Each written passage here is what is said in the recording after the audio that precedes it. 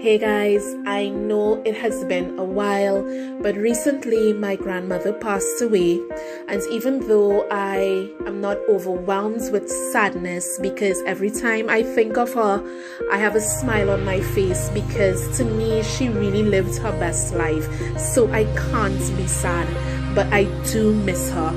And I wanted to dedicate a couple of videos in her memory because I always say she's the one that started me off with this whole passion that I have for creating by giving me my very first crochet set.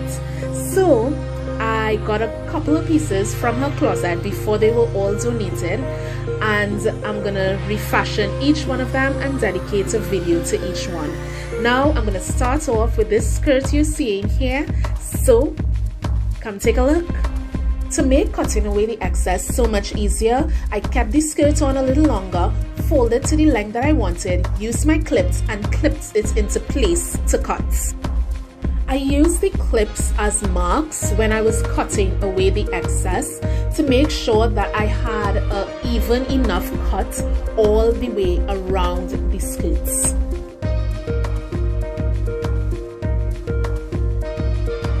So now that I have the skirt at the length that I need it, I'm just going to put this aside for when I have to go to the machine, and I'm going to take the excess fabric that I cut away and I'm going to use this to create the top aspect of the dress.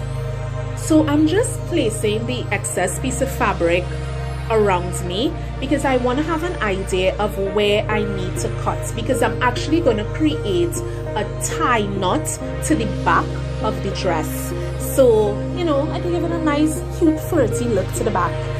So I'm just simply doing that here right now. I'm paying attention to where my underarm mark is going to be, and I'm also going to leave a little excess where I will be tying the tie strap aspect to create that tie knot effect. Now that I have the piece needed for the top, I need to create a lining because this fabric is pretty thin.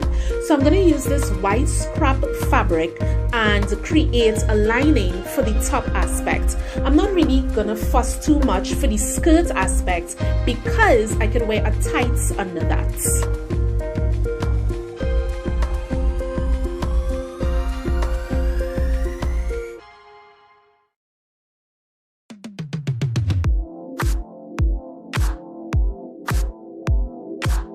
Now that I have the lining on the top aspect, what I'm going to do is just use this excess piece of fabric here, this remaining piece, and I'm going to create the straps needed to create that tie knot effect to the back, right? So I'm just lining it up, making sure that everything is even. I'm going to draw it a kind of triangular shape somewhat to create those tie straps.